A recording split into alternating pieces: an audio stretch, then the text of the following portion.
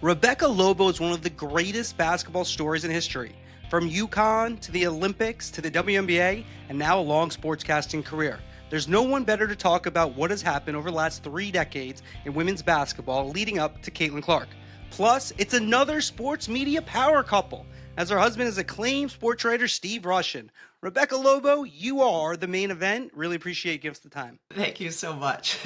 We had Hannah Storm on a couple weeks ago, and she's married to Dan Hicks. Of course. We were going over, what's the best power couple. I gotta say, you and Steve have to be up there. You've had a long career as an analyst now. Steve was acclaimed at Sports Illustrated, written books. If you've never read his story about, I think it was the 40th anniversary of Sports Illustrated, about he started in the mall in Minnesota. Incredible story. One of the best stories I've ever read by anybody.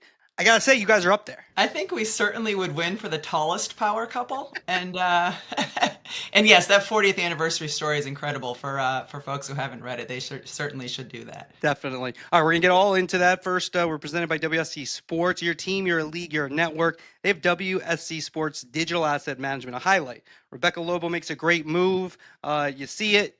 AI uses it. They catalog it. And then a couple of weeks later, you have some breaking news about Rebecca Lobo right there. It takes 2 seconds. It's there. If you're not using WSC Sports, you're making a mistake. If you're a league, your team, your network, go to WSC-sports.com. It's in the show notes and the email.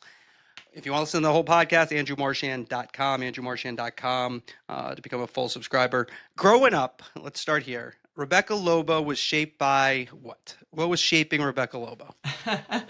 Well, growing up in Massachusetts, I was the youngest of 3 kids. An older brother who's 6'11", played at Dartmouth, an older sister who both played basketball, in sort of a sleepy town, Southwick, Massachusetts, where there frankly wasn't a lot to do.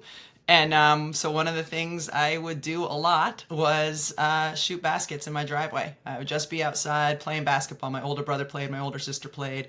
Huge Celtics fan, huge Larry Bird fan. Back in those days, you watched one of your 3 channels, and so every weekend during the basketball season, there'd be a Celtics game on, and that was it. Basketball was sort of my happy place as this sort of awkward, ridiculously tall kid for my entire childhood. And basketball was the place that I loved to escape from it all. Now, it was a different game. I know you've coached your kids and, been involved in it, and you've seen how it's evolved. But when we're similar age, so we're not that old. We're still young.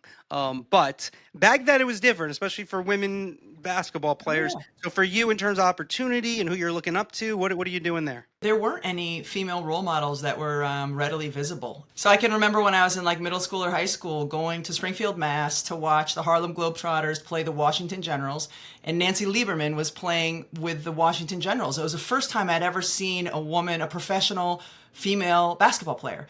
And, I had in 7th or 8th grade pictures I cut out of Sports Illustrated of Cheryl Miller in my locker. Because it was so kind of unheard of to see a female playing basketball. Maybe once I got to high school, once a year you could catch the national championship game. So I remember watching Teresa Weatherspoon play for Louisiana Tech. She would then become my teammate later on with the New York Liberty. But it was a completely different climate. And I can vividly remember my sophomore year in college getting interviewed and somebody asking me, what are your plans after college? And I said, well, there's no pro league here, so I'll probably go overseas, play for a little while, hopefully make some money, and then go to law school or, do some different kind of endeavor, because there wasn't even talk of a pro league at that point. I mean, I know there had been women's pro leagues that hadn't been successful, but when I was in college, in the first couple of years I was in college, there weren't even any rumblings of starting one. Okay, so I want to get into especially the media aspect, because that's what we do here. I want to listen to the rest of the podcast, andrewmarchand.com, for our full archives and the full podcast here.